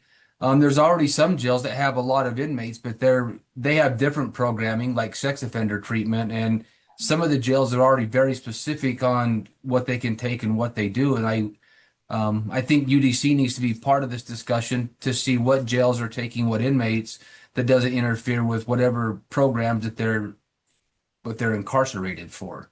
So I think UDC does need to be at the table because it's their inmates and their decisions on where inmates get housed and placed for a lot of considerations, not just higher education. I think we've had a good conversation, and I think that definitely needs to happen before our next meeting. I'd like to have an update of where we are as far as where your priorities would be from UDC, and which courses or pathways from USHE that they would recommend be offered and done at that level. Can I just ask one clarifying question? It sounds like at this point, the necessary partners to talk through the pilot and the recommendations as a starting place with Michael would be the Snow College programs and the pilot, along with the jails that have expressed interest. So I think we can get really, really clear on that and continuing the pilot.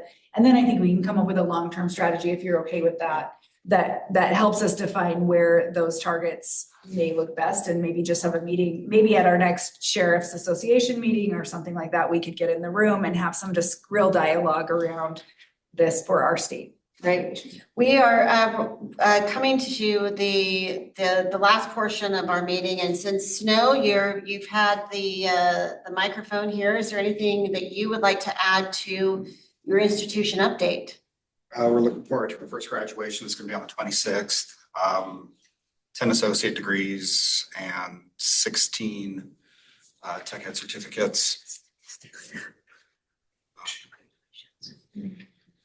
And then we'll be starting summer semester on Monday.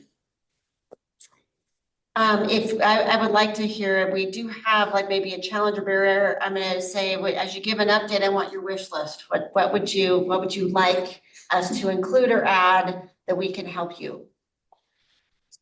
You know, honestly, what I mentioned earlier about funding is, I mean, if it's going to be best for us to look towards a line item with our overall budget, that's kind of where we're at. I mean, when you're talking about the stress of funding, we get a lot of our funding through Pell Grant for the academic side. But it's where you would like us to look at funding that. Right. Okay, why don't we go next to Sully Community College? Well, we're happy to report that we're about to have a very large graduation. We have 34 Thank you, Becky. people receiving bachelor's degrees, including our first 2 Associate of Arts degrees, which we're really excited about. As well as just a quick update on numbers. We've been able to serve over 150 students this academic year. And we are looking at a very, very small drop rate out of our classes. And this whole beginning of the last report, I believe I said we'd had 1 student drop out. We've only had 2, and they were both for personal choices to deal with some family issues. So we're having a very good retention rate.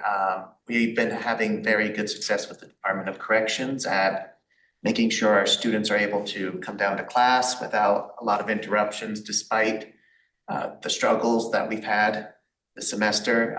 They've worked with us very well to be able to allow those students the necessary resources they need to complete their courses, and everything is going great. That was a great report. What's your wish list? More money. Okay, I'll keep coming back to that, okay? No, but that was a great summary of what we hope to be accomplished with all this, right? Especially with that retention. So UB Tech. Good afternoon. Can you hear me? Yes. Yes, we can hear you. Excellent. Things are going very well with our construction program in Duchesne. We're getting ready to have our graduation on the 27th of May. I just received notification today that we've added 3 new students to our program there. And I think as far as our wish list, we are always looking to expand programs there. We've discussed expanding maybe a culinary program or something there, but we're very pleased with the way things are going, and it's been a great year for us with that construction program there in Duchesne. Awesome. And what's your wish list? Like I said, we would love to expand our programs there that we're able to offer. I know we've talked about culinary or something there, but we're always looking to better serve our students there in Duchesne. Great. I know that we heard earlier from Ensign. Megan, or is anybody else here still from Ensign? That's you. Oh, good. Okay, Megan, do you have anything else that you'd like to add? And what's your wish list? Boards and tablets with WPS, which are on the way. As soon as the BioPath implementation is done, that will be a huge win for our students who use those tablets primarily to do their homework. Great. Do you have a wish list? Just that. Just that? Just those tablets. Awesome. Okay, And also just to recognize the Department of Corrections in helping us implement our laptops. We just, as of tomorrow, will have 140 kiosk laptops across both facilities in 7 different housing units. And so it's a really cool product that we innovated in partnership with Family Search. And they have done a really good, Kelsey told me a story about trying to get an iPad into the old Draper facility for many years. So we got 140 laptops in about 6 months. I think that's a win. So that'll be big for our students as well. It's a lot of coordination. There'll be a computer lab in each housing unit. that's awesome. Great. Do we have someone from Utah Tech? I didn't say no. Okay. Dan with Davis Tech. I'll be super quick. August 4th is our summer graduation. We actually just crossed over 100 graduates for this fiscal year. So we anticipate finishing somewhere around 130. We just did a data dive into our program. The last 10 years, we've had 730 total graduates, which produced 698 unique graduates. Of that, 272 returned to custody, which would be a recidivism rate of less than 40%, about 39%. Of those, 109 were parole violators, often spending 90 days or less with the Department of Corrections. 163 had new charges. So if you eliminate the parole violators, that drives down recidivism to about 23% for graduates. Our academic advisors have met with over 500 students in the last calendar year. Non-completers coming to our main campus has risen by 20% in that time since we've had those academic advisors available. We have a cohort of 8 beginning class in maximum security for men. At the end of this month, early June, we're working on the infrastructure.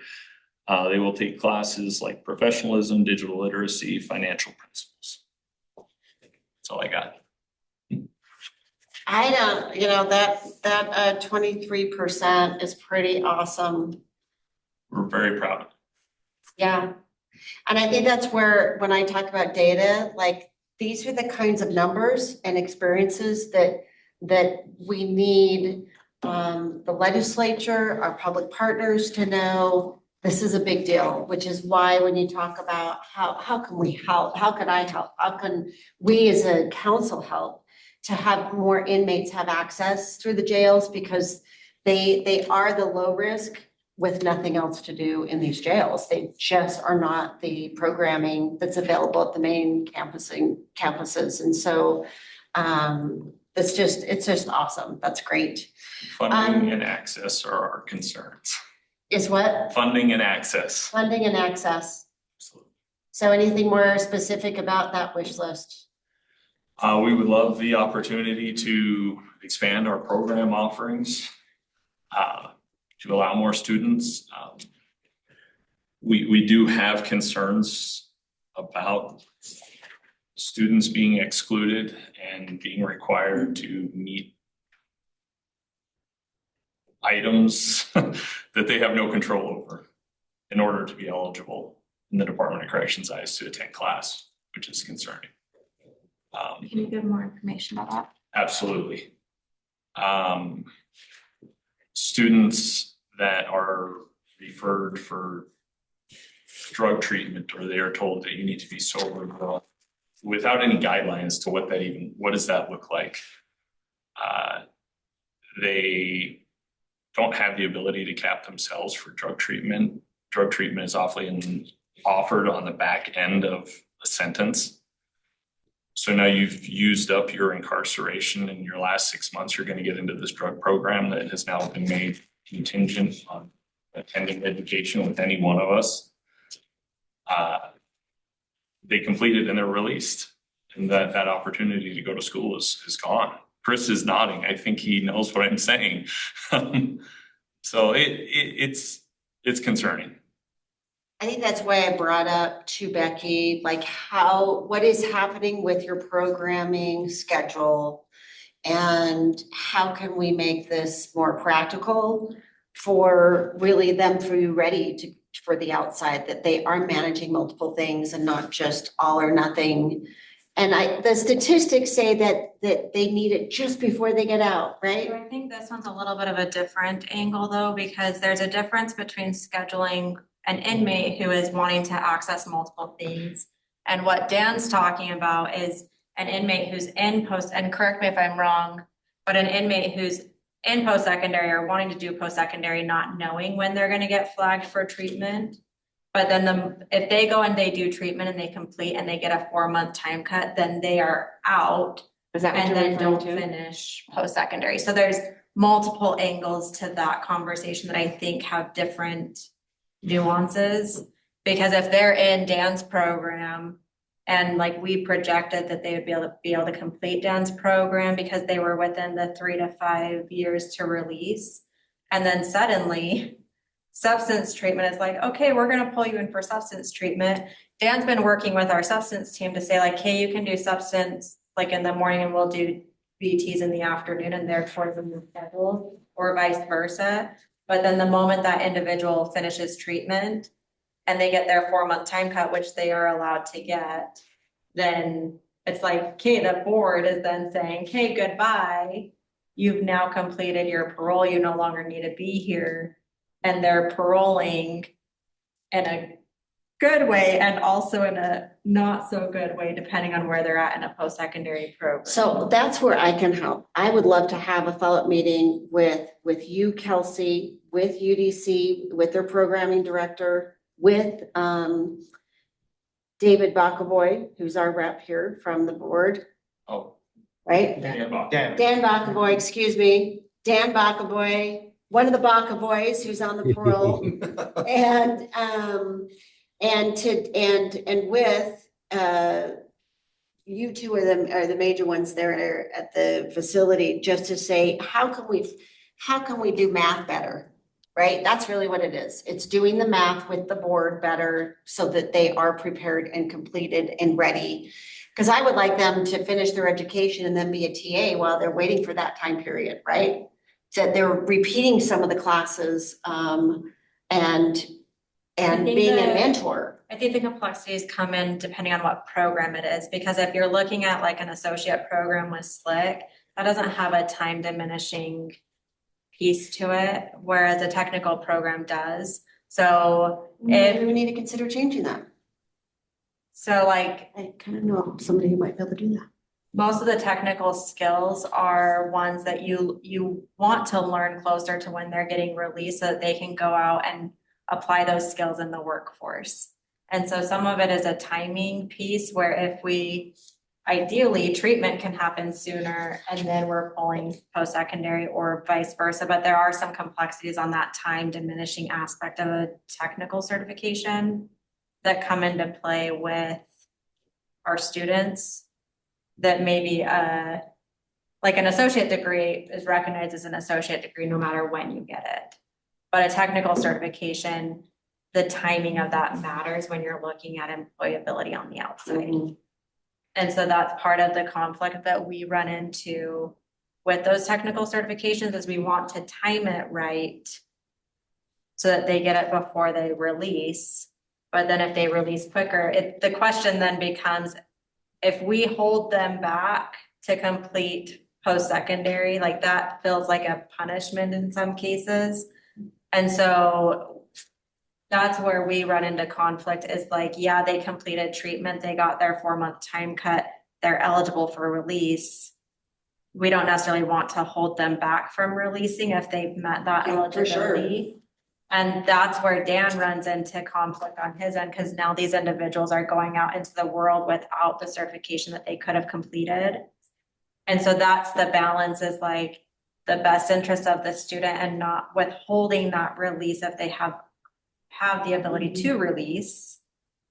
Dan's done a good job of like trying to connect their students with outside resources and with their campus and with all those other things. But sometimes these individuals who are getting released because they earned that 4-month time cut don't have the opportunity to get connected to all those resources from Davis Tech as part, because they missed that as part of that 4-month time cut. So that's why I would like to gather a meeting to have that conversation. And so speaking of which, because Helen, you're here, how does that connect? Because I would like you on board of how we're helping to get them lined up with jobs before they get out. Well, I know that they have been doing like job fairs and coordinating with Katie. I'd actually had reached out to one of my colleagues that's in the Salt Lake City area, and he kind of gave me a little bit of an update on some of the things that they're doing, especially the coordination that's happening with the different divisions, and trying to target employers that are more friendly to those with backgrounds, and having them there on site at the prison. I think there's more coordination that could potentially happen. I know that some of the employers too are looking for more trades, and some of them are actually looking to or willing, I guess you could say, to kind of do some of the training and stuff. But there's opportunities when they get out as well, that we could potentially look at in regards to connecting them with employers. And there is the potential for them to be able to apply for some of the benefits that they have. And then I know we've talked about, some of the programs that we have with tax credits. Right now, it's on hold. But once that's re-implemented, we look at that again. The federal tax credits? The ones, yeah, it's Oh, I kind didn't of know like, that. they're just trying to do some catch up and stuff, so. Okay. Yeah. So, I mean, there's a lot of opportunity. I know we are coordinating, especially at the prison. We have somebody that's still going on site and trying to meet with them, offering workshops and that kind of thing to help them with that prep, with the resume, potentially doing some mock interviews and that kind of thing. So just trying to get those opportunities coordinated as well. Yeah, because I know that the last I talked to Chief Honey was they're focusing more on job fairs when they get out rather than before they get out. Right. Dan, it's nice to see you. Hey, good to see you. We were just talking about how we need to get together with you and me, with Davis Techs and Slick, and with Kelsey and with UDC to really talk about, HB 194 opened up to be, to allow education as soon as possible, because it sounds like we're still having some mathematical issues of not being able to complete because suddenly the treatment's available and they get their time cut without really the outside prep for jobs or for education completion or alignment for housing or whatever it is that we're trying to do. So do you have something you'd like to say right now? But I think I'd like to get a work group together to really talk about that math. Yeah, I think that's really important. And I know that the board and UDC have had these discussions in the past, and I think they're really important to continue them. But really, like, program timing is essential. And in my mind, I guess, I think if we could get people, I mean, we can see that people are capped for certain types of programming. And I get that it's really hard to know, especially with a lack of resources and timing, and UDC simply just doesn't know when the board's going to release people. And so it makes it very difficult for them to try to figure out, well, when, what resources should we give to people at what time? And that's really tough. I get that. In an ideal world, though, people are getting the programming right away, I would think, that they're capped for. And then I don't know that we would run into these issues as much if they're getting that treatment done right away, or closer to when they would likely be getting out, and being able to work out that mathematics where we can get them to finish the certificate with education as well. So all of that is really important, and we've had these discussions, and it's important for us to continue to have them and get better for sure. Hey, well, we'll get together. So I'll help coordinate that. And Tisa, you've been very patient. You're the last institution. What's your wish list? And how are you doing?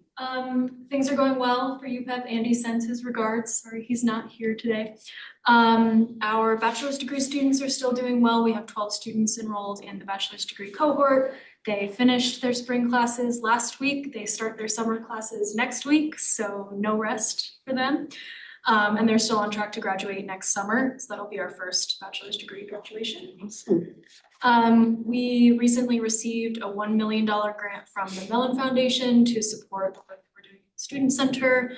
The goal of that grant will be to recruit other higher ed prison practitioners around the country who are working in women's designated prisons to adopt the Student Center model, figure out how it works in their institutions so that we can also learn from it and spread the model that we think is working really well here.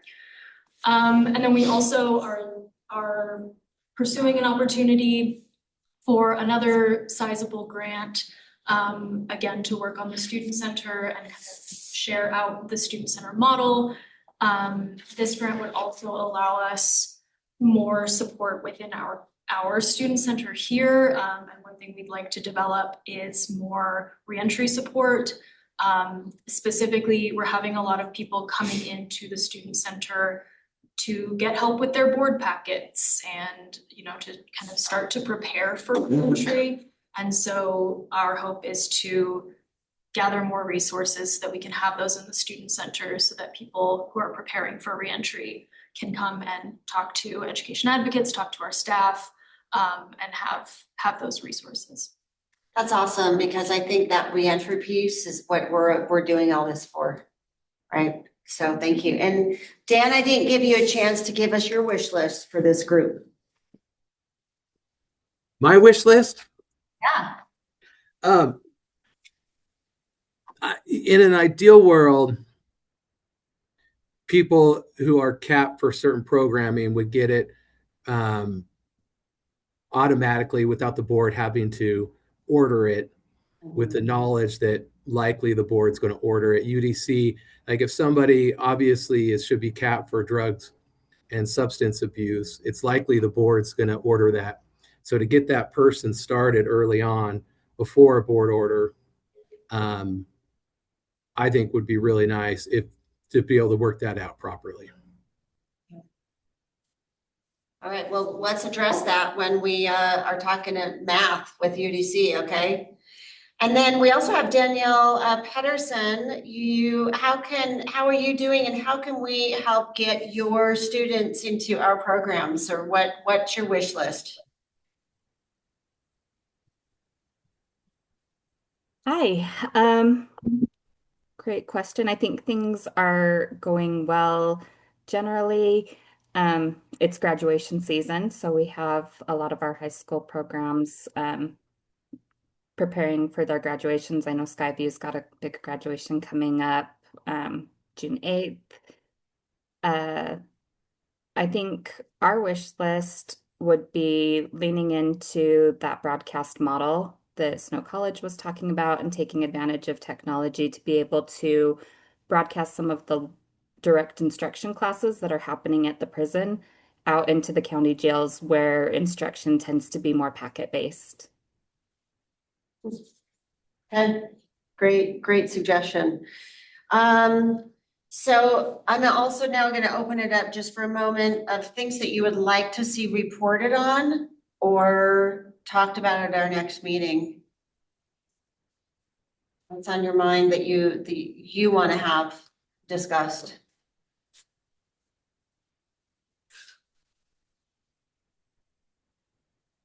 I should have asked this at the very beginning of the meeting for you to be thinking about, so we were ready for this, right? Because I think if you're engaged in what our next steps are, I think it really helps this council to know what we need to move forward with, right? And Kelsey, what's your wish list? Survive the next couple months. For real. This has been a That's bad my wish list. Yeah. Well, in all fairness, we just have a lot of moving pieces right now. So I appreciate the work our partners put in, and honestly, like the administrators of our programs, we couldn't do it without them. So I've been working a lot with Danielle Pedersen, and I'm hopeful that we can get some more high school programs operating in our community correctional centers. We've been working through how to use technology to broadcast from our high school programs in our facility out to our community correctional centers. So My wish list is just that we have opportunities to actually build quality systems, because right now it doesn't exist. We are building systems, like every project or every problem that comes up, we're building the system as we're trying to go. And my wish list is that we actually build a system that we can sustain and have it start to operate in a self-sustaining way, as opposed to like people trying to build procedures and processes and policies for that just quite honestly don't exist in our facility. And so I feel like if we can get a good solid foundation in how we implement the legislation that we have and how we implement the programs that we have, then that will give us more leverage to grow our programs. But right now I'm kind of sitting in a spot where I feel like we have a lot of legislation governing education, and we don't have a lot of like formalized processes and procedures and policies. On it from a UDC perspective? Yeah, so we look at education oftentimes in an isolated bubble where higher education institutions have been operating for a really long time. K-12 institutions have been operating for a really long time. They typically have systems that work outside of a secure facility, and there's no processes for how to navigate those systems inside a secure facility. And so a lot of the work that I'm doing is back and forth with security teams, with programming teams, with everybody, because it's a coordination of home life, business life, work life, and there's a lot of complexities that go into that, that my wish list is really to have policies and procedures for the programs that we have right now and learn from what we know works to be able to grow those programs and expand them, because we can then take the information and the infrastructure that we have. But right now I feel like we have so many spaces that don't have infrastructure for technology, infrastructure for data, infrastructure for like different modalities of instruction that work within a secure environment.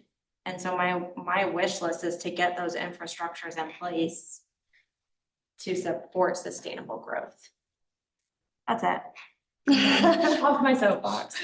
Well, and I think that's why I asked that. I just want to end on this note, is that's why we have this council, that you're not doing this by yourself, that we have this as a council to be able to identify where our strengths, weaknesses, opportunities, and threats are, right? But how can we help each other to make this better? And unless we identify what barriers might be or where we want to go, or to be able to counsel on what is that structure that has most of what is needed, but the educators are saying, oh, but if there's one more component, what a difference that would make. That's why I hope that all of us feel like this is a team, and including from the legislative side, right? When you talk about the structure needed, I think that's why some of it's been created from the legislative side, is to say, we're going to start helping you try to at least have that structure that you're having to have some parameters with, right? Which we have a lot of legwork on, and I guess my ask would be that we consider the list of priorities that we have. Because for me, I feel like the list gets really long on all the things that we should be doing. And we don't always, so like we have our hands in so many different pots of education that it feels like we're not really honing in on like, we're gonna do this really well and we're gonna do it right. And then move on to the next one, because it feels like I get a list of like, well, we wanna start all of these programs, and as an institution, Ensign's been here 8 months. Snow College just recently got accredited, like within the last how long? Year or two? 2 years. 2 years. So like we have fairly young education happening within our facility. So although the institutions have existed for a long time, we are working through a lot of these like really new initiatives, and it's very exciting, and I love the growth. And also without the sustainable processes to train and to support and to build the system it's a lot of coordination, and I would love to just be like, okay, what is like the actual intentionality that we're doing with higher education specifically? Where do we want to go, and how do we actually create a strategic plan to get there?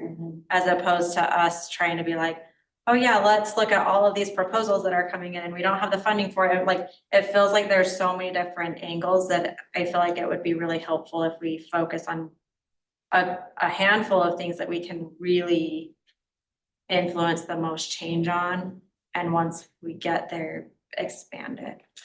We're out of time, but I hope that that's what Richard can help do, right? As coordinating this council to help facilitate what you need, facilitate what we're needing.